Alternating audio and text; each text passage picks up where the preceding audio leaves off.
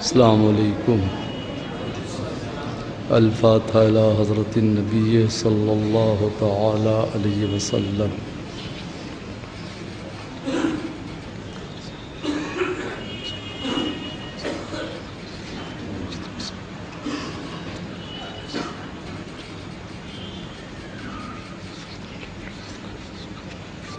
ان اللہ وملائکتہ یصلون علی النبی یا ایہا الذین آمنوا صلوا علیہ وسلموا تسلیما۔ اللہم صلی علی سیدنا مولانا محمد مادن الجود والکرم وآلہ وبارک وسلم صلاۃ و سلاما علیک یا رسول اللہ۔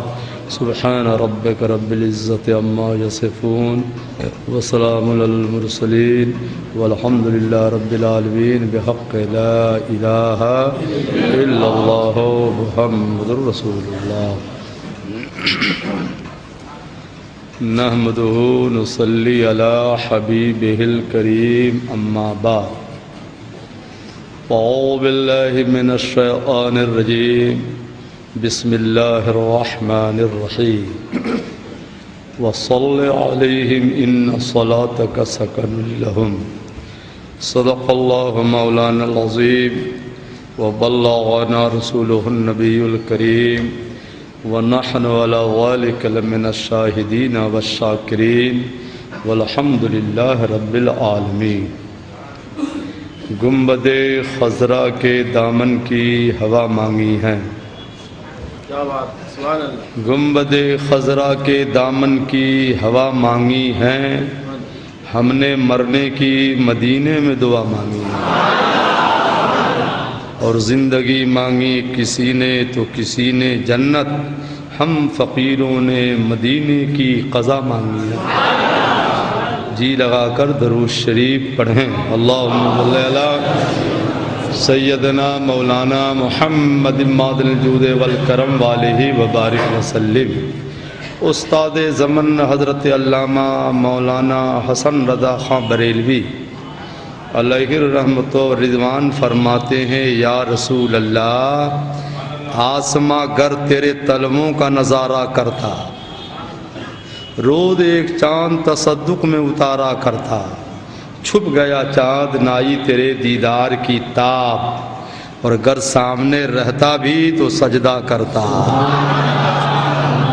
اور ہمارے پیر مفتی اعظم مرشد اعظم شبیہ غوث اعظم حضرت علامہ مولانا مصطفیٰ رضا خان بریلوی علیہ الرحمۃ والرضوان فرماتے ہیں، عجب کرم ہے کہ خود مجرموں کے حامی ہیں، گنہگاروں کی بخشش کرانے آئے ہیں۔ سبھی رسول نے کہا اذهبوا الی غیری، انا لہا کا یہ مژدہ سنانے آئے ہیں۔ اور اعلیٰ حضرت عظیم البرکت امام اہل سنت آیت من آیات اللہ و معجزۃ من معجزات النبی امام احمد رضا فاضل بریلوی علیہ الرحمۃ والرضوان فرماتے ہیں، یا رسول اللہ، آپ سنی ہیں، ایک بار آپ بھی کہہ دیجئے یا رسول اللہ، محبت سے بولیے یا رسول اللہ۔ سرور کہوں کہ مالک و مولا کہوں تجھے، باغ خلیل کا گل زیبا کہوں تجھے، تیرے تو وصف بے تناہی سے ہیں بری، حیران ہوں میرے شاہ کیا کیا کہوں تجھے، لیکن رضا نے ختم سخن اس پہ کر دیا، خالق کا بندہ خلق کا آقا کہوں تجھے۔ آیت کی روشنی میں کچھ بھی عرض کرنے سے قبل بس ایک حدیث پہلے آپ سماعت فرما لیں۔ بارش تو ہو گئی ہے، قدرت کا جو انتظام ہے وہ تو ہو کے رہے گا نا، اور ہمارا آپ کا جو کام ہے ہم آپ کریں، بیٹھے رہو انشاءاللہ۔ اگر گنہگار ہو تو پاک ہو جاؤ گے، اب بیمار ہو تو تندرست ہو جاؤ گے۔ اور درمیان تقریر میں ایک ایسی حدیث سنانے والا ہوں کہ زندہ رہو گے تو مچلتے رہو گے، قبر میں اٹھو گے تو مسکراتے رہو گے، اس لیے اطمینان سے بیٹھے رہیے انشاءاللہ۔ سبحان اللہ۔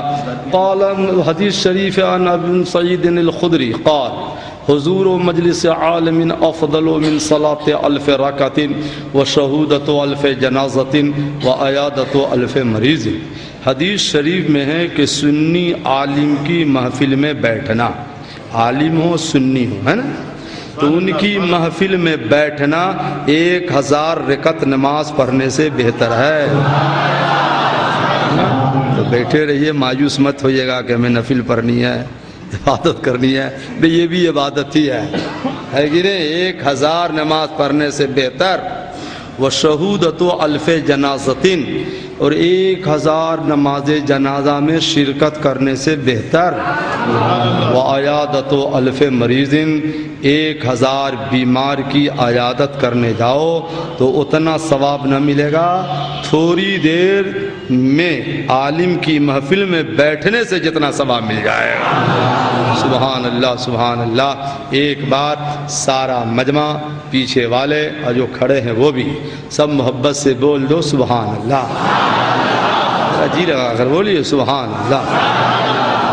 دیکھو بخاری شریف جلد اول پارہ 7 کی حدیث قال النبی صلی اللہ تعالی علیہ وسلم من قام لیلۃ القدر ایمانا و احتسابا غفر له ما تقدم من ذنبہ۔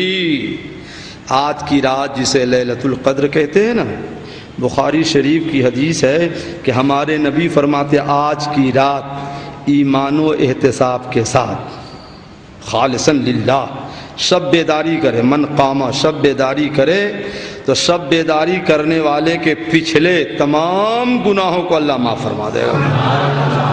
کیسی عظمت و برکت والی رات ہے، اس لیے آج میں نے اپنی تقریر کا عنوان جو کیا ہے دعا، کہ دعا کرو۔ ہر آدمی کو دعا کی ضرورت ہے، ایسا تو نہیں کہ آج کی رات ختم ہو جائے تو دعا کی ضرورت نہیں ہے، مرتے دم تک دعا کی ضرورت ہے۔ ہم آپ کو بتا دیں کہ دعا قبول کیسے ہو جاتی ہے۔ سبحان اللہ، محبت سے بولیے سبحان اللہ۔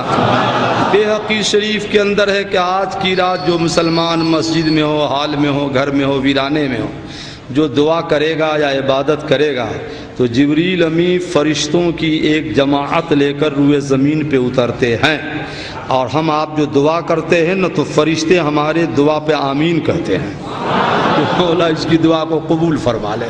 سبحان اللہ سبحان اللہ۔ بعد دعا کی یہ حدیث شریف سنو، مشکات شریف جلد ثانی صفحہ 310، کتاب الحدود حدیث نمبر 8، سطر 12 13 14 کی حدیث ہے۔ ان بریدہ قال جاء معاذ بن مالک الی النبی صلی اللہ علیہ وسلم قال یا رسول اللہ طہرنی، فقال النبی صلی اللہ علیہ وسلم ویحک ارجع فاستغفر اللہ وتوب الیہ، فرجع ثم جاء وقال یا رسول اللہ طہرنی، فقال النبی صلی اللہ علیہ وسلم ویحک ارجع فاستغفر اللہ وتوب الیہ، ثم رجع وجاء قال یا رسول اللہ طاہرنی، فقال النبی صلی اللہ علیہ وسلم فیما طاہرک۔ ایک صحابی ہے، ان سے گناہ ہو گیا، صحابی کا عقیدہ تھا گناہ ہوتا تو چھپاتے نہیں تھے، ہم آپ چھپاتے ہیں نا، صحابی چھپاتے نہیں تھے، جا کر نبی کو بتاتے تھے، کیونکہ ان کا عقیدہ تھا نبی معاف فرما دیں گے تو اللہ تعالیٰ بھی معاف فرما دے گا۔ یہی آج کل کے سنی مسلمانوں کا عقیدہ ہے، نہیں ہے نا بھائی؟ یہ تو اہل حدیث وہابی غیر مقلدین ہیں جو کہتے ڈائریکٹ اللہ سے، اور صحابی جاتے تھے نبی کے پاس کیونکہ ان کا عقیدہ تھا کون دیتا ہے دینے کو منہ چاہیے، دینے والا ہے سچا ہمارا نبی، اور میرے کریم سے اگر قطرہ کسی نے مانگا دریا بہا دیے ہیں، دربے بہا دیے ہیں، اور نعمتیں بانٹتا جس سمت وہ دیشان گیا، ساتھی منشی رحمت کا قلم ڈان گیا۔ سبحان اللہ۔ تو ایک صحابی سے خطا ہو ہی گئی، گناہ ہو گیا، تو گئے نبی کے پاس، عرض کیا یا رسول اللہ، اے اللہ کے رسول دعا فرما دیجئے اور مجھ کو پاک کر دیا جائے، مجھ سے گناہ ہو گیا ہے۔ تو سرکار نے کہا حیرت ہے، استجاب ہے، لوٹ جاؤ، جاؤ رب کی بارگاہ میں توبہ کرو۔ تو حکم ہوا تو 2-4 قدم گئے، پھر آ گئے کہ یا رسول اللہ آپ پاک فرما دیں۔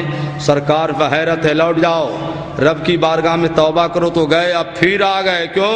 انہوں نے قرآن کو صاحب قرآن سے پڑھا تھا، خدا فرماتا گناہ ہو جائے تو جاؤ کا میرے حبیب کے پاس چلا جانا۔ کہاں چلا جانا؟ حبیب کے پاس۔ اعلیٰ حضرت سرکار فرماتے ہیں یا رسول اللہ گرچہ ہیں بے حد قصور، تم ہو عفو و غفور، بخش دو جرم و خطا تم پہ کروڑوں درود۔ سبحان۔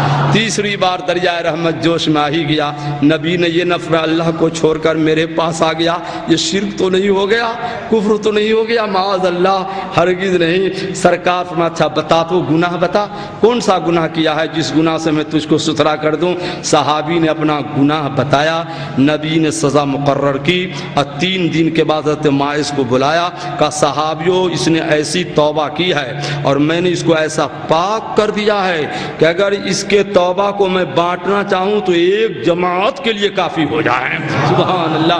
اعلیٰ حضرت جبھی تو فرماتے ہیں یا رسول اللہ چمک تجھ سے پاتے ہیں سب پانے والے، میرا دل بھی چمکا دے چمکانے والے۔ اور اعلیٰ ابھی تو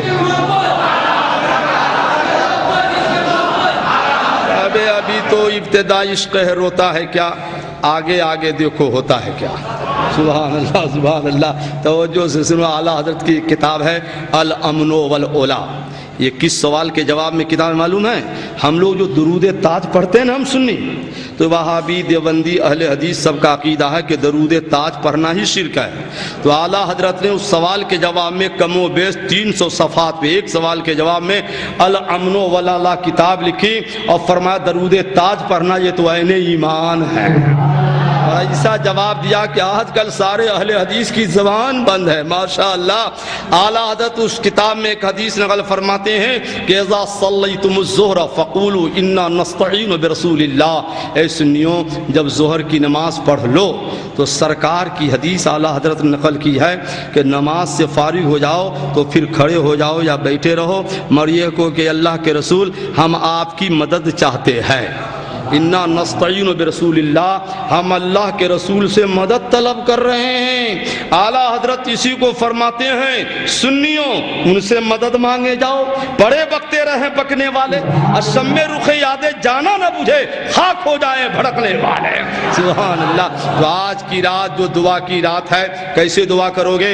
الٹو مشکات شریف صفحہ 129 پر ہے، ابو داؤد شریف کے اندر بھی ہے، نسائی شریف کے اندر بھی ہے، ابن ماجہ شریف کے اندر بھی ہے، ان عثمان ابن حنیف ان رجلا ضرب البصر اتى النبي صلى الله عليه وسلم قال يا رسول الله ادعو الله ان يعافيني فقال رسول الله صلى الله عليه وسلم ان شئت اخرت لك فهو خير وان شئت دعوت لك۔